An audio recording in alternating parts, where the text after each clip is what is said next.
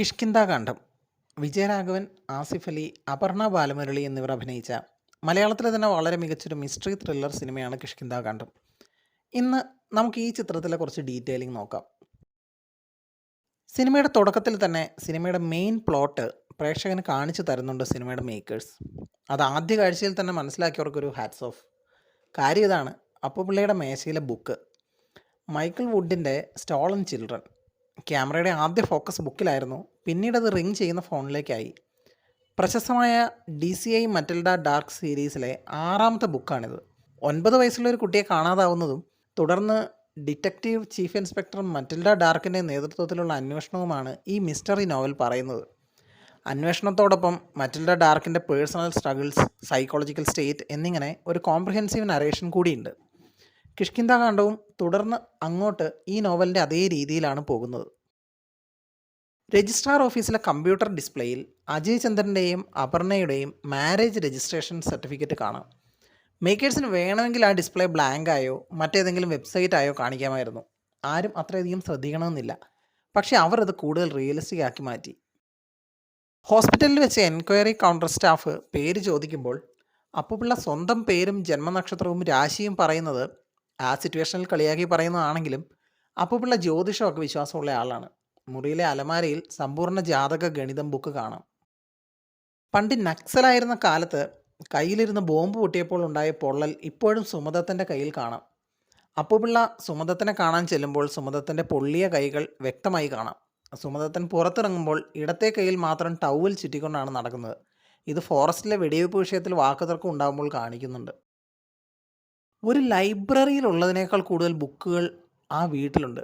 അപ്പുപിള്ളയുടെ മുറിയിൽ, അജയൻ്റെ മുറിയിൽ, മറ്റു മുറികളിൽ. എന്നാൽ ഒരാൾ പോലും അതിലൊരു ബുക്ക് വായിക്കുന്ന ഒരൊറ്റ സീൻ പോലും സിനിമയിൽ കണ്ടതുമില്ല. So strange. ചച്ചുവിൻ്റെ ഫേവറേറ്റ് ഗെയിമിനെ കുറിച്ച് അജയൻ പറയുന്നുണ്ട്. എന്നാൽ ആ ഗെയിം ഏതാണെന്ന് സിനിമയിൽ പറയുന്നില്ല. പക്ഷേ അത് സിനിമയിൽ കാണിക്കുന്നുണ്ട്. അതൊരു ഫസ്റ്റ് പേഴ്സൺ ഷൂട്ടിംഗ് ഗെയിമിൻ്റെ ഇൻ്റർഫേസ് ആണ് കാണിക്കുന്നത്. ഈ Call of Duty, Far Cry പോലെയുള്ളൊരു ഗെയിം. ആ പരിചയം വെച്ചാണ് അപ്പുപിള്ളയുടെ തോക്കെടുത്ത് കാർട്രിഡ്ജ് ഇട്ട് ട്രിഗർ ലോക്ക് ഡിസേബിൾ ചെയ്ത് ചെറുക്കൻ കുരങ്ങനെ വെടിവെച്ചത്. ചച്ചുവിൻ്റെ ചെറുപ്പത്തിൽ, അതായത് 2021 കാണിക്കുമ്പോൾ മുറ്റത്തെ മണി പ്ലാന്റ് ചെടി ചെറുതാണ്. എന്നാൽ പ്രസൻറ്റ് ടൈം കാണിക്കുമ്പോൾ, അതായത് 2024 ചെടി വളർന്ന് ഒരുപാട് മുകളിലേക്ക് എത്തിയിട്ടുണ്ട്. ഈ ഒരു ഡീറ്റെയിലിംഗ് പോലും ചെയ്യാൻ മേക്കേഴ്സ് മറന്നിട്ടില്ല. ചുറ്റുമുള്ള മറ്റു ചെടികളും അതുപോലെ തന്നെ 3 വർഷത്തെ വളർച്ച കാണിക്കാൻ മറന്നിട്ടില്ല. അജയൻ്റെ ആദ്യ ഭാര്യയ്ക്ക് കീമോതെറാപ്പി ചെയ്യുന്നുണ്ട് എന്ന് മാത്രമാണ് സിനിമയിൽ പറയുന്നത്. എന്നാൽ മെഡിക്കൽ റിപ്പോർട്ട് നോക്കിയാൽ പാത്തോളജിക്കൽ ടെസ്റ്റിനായി എടുത്തിരിക്കുന്ന സ്പെസിമെൻസിൽ നിന്നും ലങ് ക്യാൻസർ അഥവാ ശ്വാസകോശ അർബുദമായിരുന്നു പ്രവീണയ്ക്ക് എന്ന് മനസ്സിലാവും. ഇനിയുള്ളത് ഹിഡൻ ഡീറ്റെയിൽ ആയിട്ടോ വെറും ഒരു ഡീറ്റെയിൽ ആയിട്ടോ എങ്ങനെ വേണമെങ്കിലും കാണാം. കാരണം സിനിമയുടെ കഥയുമായി ഇതിന് വലിയ ബന്ധമൊന്നുമില്ല. പക്ഷെ വെറുതെ ഒന്ന് നോക്കിയപ്പോൾ ഇത് രസകരമായി തോന്നി. സോ പങ്കുവയ്ക്കാമെന്നും തോന്നി. മെഡിക്കൽ സർട്ടിഫിക്കറ്റിൽ കാണിച്ചിരിക്കുന്ന ഡോക്ടേഴ്സ് എല്ലാവരും നിലവിൽ കോഴിക്കോട് ബേബി മെമ്മോറിയൽ ഹോസ്പിറ്റലിലെ ഹിസ്റ്റോപത്തോളജി ഡിപ്പാർട്ട്മെൻറ്റിലെ ഡോക്ടേഴ്സാണ്. അതായത് ആ പേരുകൾ കഥയ്ക്ക് വേണ്ടി ചുമ്മാ ഉണ്ടാക്കിയ പേരുകളല്ല. അവരൊക്കെ റിയൽ ഡോക്ടേഴ്സാണ്. വെബ്സൈറ്റിൽ നോക്കിയാൽ ഫുൾ ഡീറ്റെയിൽസ് കാണാം. സിനിമാ പോസ്റ്ററിൽ മെയിൻ ടൈറ്റിലിനൊപ്പം ഒരു ക്യാപ്ഷൻ കൂടി ഉണ്ടായിരുന്നു: the tale of 3 wise monkeys, ബുദ്ധിമാന്മാരായ 3 കുരങ്ങന്മാരുടെ കഥ എന്നത്. എന്നാൽ സിനിമയിൽ ടൈറ്റിൽ കാണിക്കുമ്പോൾ ആ ക്യാപ്ഷൻ കാണിക്കുന്നില്ല. 3 വൈസ് മങ്കീസ് എന്നത് ഒരു ജാപ്പനീസ് പഴഞ്ചൊല്ലിൻ്റെ പിക്ചർ റെപ്രസെൻറ്റേഷനിലെ 3 കുരങ്ങന്മാരാണ്. തിന്മ കാണരുത്, തിന്മ കേൾക്കരുത്, തിന്മ പറയരുത് എന്നർത്ഥം വരുന്ന കണ്ണുകളടച്ച മിസാരു, കാതുകളടച്ച കിക്കസാരു, വായ പൊത്തിപ്പിടിച്ച ഇവസാരു എന്നീ കുരങ്ങന്മാരാണ് 3 വൈസ് മങ്കീസ്. ചിത്രത്തിൽ ഫോറസ്റ്റ് ഓഫീസറായ അജയൻ തൻ്റെ കുടുംബത്തിൻ്റെ ദുരന്തങ്ങളെക്കുറിച്ചുള്ള ആഴത്തിലുള്ള സത്യങ്ങളെ കണ്ടില്ലെന്ന് നടിച്ച് അതെല്ലാം മനഃപൂർവ്വം ഒഴിവാക്കി മിസാരുവിനെ പോലെ ജീവിക്കുന്നു. എന്നാൽ അപർണ മറ്റുള്ളവർ പറയുന്ന കാര്യങ്ങളെ പൂർണ്ണമായി വിശ്വസിക്കാതെ തൻ്റേതായ രീതിയിൽ സത്യം അന്വേഷിച്ചിറങ്ങുകയും കണ്ടെത്തുകയും ചെയ്യുന്നത് കാതുപൊത്തിയ കിക്കസാരുവിനെയാണ് സൂചിപ്പിക്കുന്നത്.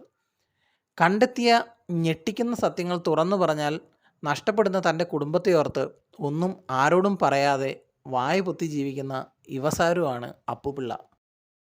ചച്ചുവിൻ്റെ ഡെഡ് ബോഡിക്ക് എന്ത് സംഭവിച്ചു? അപ്പുപിള്ള അത് മറവ് ചെയ്തതോ ദഹിപ്പിക്കുകയാണോ ചെയ്തത് എന്ന് ചിന്തിക്കുന്നതിന് മുൻപ് മറ്റൊന്ന് ചിന്തിക്കുക: ആ ഡെഡ് ബോഡി അപ്പുപിള്ള കണ്ടിട്ട് കൂടിയില്ലെങ്കിലോ? അജയൻ പറയുന്ന കാര്യങ്ങൾ മാത്രമാണ് അപർണയ്ക്കും പ്രേക്ഷകനും അറിയാവുന്നത്. കാണാതായ തോക്ക് അപ്പുപിള്ള ഒളിപ്പിച്ച് വെച്ചതാണെന്ന് കണ്ടെത്തിയ അപർണ തുടർന്ന് ചച്ചുവിന് എന്ത് സംഭവിച്ചതാണെന്ന് അപ്പുപിള്ളയ്ക്ക് അറിയാൻ സാധ്യതയുണ്ടെന്ന് കൂടി പറയുമ്പോൾ അജയൻ ഞെട്ടുന്നു. തുടർന്ന് കുറച്ച് രഹസ്യങ്ങൾ അപർണയോട് പറയും.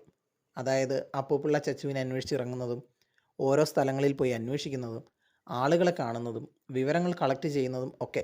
എന്നാൽ അപ്പോഴും അജയൻ എങ്ങനെയാണ് ചച്ചു മരിച്ചതെന്നോ അപകടം നടന്നതിനെക്കുറിച്ചോ ഒന്നും അപർണയോട് പറയുന്നില്ല. എന്നാൽ മാർച്ച് 19, 20 ദിവസങ്ങളിലെ ഡിഫറൻസ് അപർണ വീണ്ടും പറയുമ്പോൾ മാത്രമാണ് അജയൻ മറ്റു വിവരങ്ങൾ കൂടി പറയുന്നത്. അതായത് ആദ്യമേ മുഴുവൻ വിവരങ്ങൾ പറയാത്ത അജയൻ അപർണയുടെ സംശയങ്ങൾ തീരുന്നില്ല എന്ന് കണ്ടപ്പോൾ വീണ്ടും പറയാൻ നിർബന്ധിതനാകുന്നു. അപ്പോഴും അജയൻ മുഴുവൻ വിവരങ്ങൾ പറയണം എന്നില്ല. ഇനി ഞാൻ എൻ്റെ ഒരു സംശയം പറയാം. ചച്ചുവും പ്രവീണയും തോക്കിനു വേണ്ടി ബലപ്രയോഗം നടക്കുമ്പോൾ അബദ്ധത്തിൽ വെടി പൊട്ടി ചച്ചു കൊല്ലപ്പെടുന്നു. ഇത് കണ്ടുവരുന്ന അജയൻ എങ്ങനെയെങ്കിലും ഈ വിവരം ആരും അറിയാതിരിക്കാൻ പ്രവീണയെ ആശ്വസിപ്പിച്ച് മുറിയിൽ ഇരുത്തിയ ശേഷം മുറിയിൽ കിടന്ന തോക്കെടുത്ത് അപ്പുപിള്ളയുടെ മുറിയിൽ അയാൾ പെട്ടെന്ന് നോക്കിയാൽ കാണാൻ സാധ്യതയുള്ള എവിടെയെങ്കിലും വെക്കുന്നു. ശേഷം ചച്ചുവിൻ്റെ ഡെഡ് ബോഡി അവിടെ നിന്ന് നീക്കി അവിടെ മുഴുവൻ ക്ലീൻ ചെയ്ത് ഡെഡ് ബോഡി പറമ്പിൽ എവിടെയോ മറവ് ചെയ്യുന്നു. തിരികെ വന്ന അജയൻ കാണുന്നത് പെയിൻ കില്ലർ ടാബ്ലറ്റ്സ് കഴിച്ച് ആത്മഹത്യയ്ക്ക് ശ്രമിച്ച പ്രവീണയെയാണ്. പ്രവീണയെ എടുത്ത് അജയൻ ഹോസ്പിറ്റലിലേക്ക് പോകുന്നു. ശേഷം ചച്ചുവിനെ കാണാനില്ലെന്ന വിവരം പുറത്തു വരുമ്പോൾ തൻ്റെ രോഗത്തെക്കുറിച്ച് നല്ല അറിവുള്ള അപ്പുപിള്ള തൻ്റെ തെറ്റുകൊണ്ടാണോ ഇത് സംഭവിച്ചത് എന്നറിയാൻ വേണ്ടി അന്വേഷണം ആരംഭിക്കുന്നു. അയാൾക്ക് കിട്ടുന്ന വിവരങ്ങൾ കൊണ്ട് ചച്ചു മരണപ്പെട്ടുവെന്നും അതിന് കാരണക്കാർ അജയനോ പ്രവീണയോ ആണെന്ന് മാത്രം അയാൾ തിരിച്ചറിയുന്നു.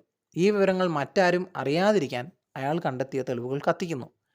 ഇങ്ങനെ ഒരു സാധ്യത പറയുവാൻ കാരണം ചച്ചുവിൻ്റെ മരണം നടക്കുമ്പോൾ ആ വീട്ടിലുണ്ടായിരുന്നത് ചച്ചുവിനെ കൂടാതെ 3 പേരാണ്. ചച്ചുവിൻ്റെ മരണത്തിന് ഉത്തരവാദി അപ്പുപിള്ളയാണെന്ന് വേണമെങ്കിൽ അജയൻ അപർണയോട് പറയാം. പക്ഷേ അങ്ങനെ പറഞ്ഞാൽ തുടർന്നുള്ള സംഭവങ്ങളും ചച്ചുവിൻ്റെ ഡെഡ് ബോഡി എവിടെയാണെന്നും അജയന് പറയേണ്ടി വരും. അതോടെ അപർണയെ അതറിയുകയും ആ രഹസ്യം പുറത്താവുകയും ചെയ്യും. ഇനി അജയനാണത് ചെയ്തത് എങ്കിൽ താനാണ് ചെയ്തത് എന്ന് അജയൻ പറഞ്ഞാലും ശേഷം എന്തുണ്ടായി എന്ന് അജയന് പറയേണ്ടി വരും. അപ്പോഴും ഈ രഹസ്യം പുറത്താവും.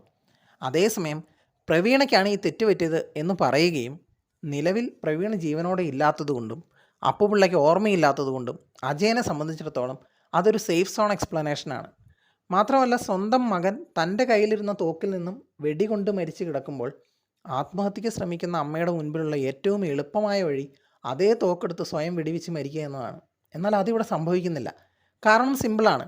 പ്രവീണ ആത്മഹത്യയ്ക്ക് ശ്രമിക്കുമ്പോൾ അവിടെ തോക്കുണ്ടായിരുന്നില്ല. അത് അജയൻ അപ്പോഴേക്കും മാറ്റിയിരുന്നു. ചച്ചുവിനെ മറവ് ചെയ്യാൻ അജയൻ പോയപ്പോൾ പ്രവീണ ഗുളികകൾ കഴിച്ച് ആത്മഹത്യയ്ക്ക് ശ്രമിച്ചത്. അവസാനം വരെ ആരോടും സത്യം പറയാത്ത അജയൻ, അയാളാണ് ഈ കഥയിലെ യഥാർത്ഥ മിസ്റ്ററി. വീഡിയോയെക്കുറിച്ചുള്ള അഭിപ്രായങ്ങൾ പ്രതീക്ഷിക്കുന്നു. Thank you for watching.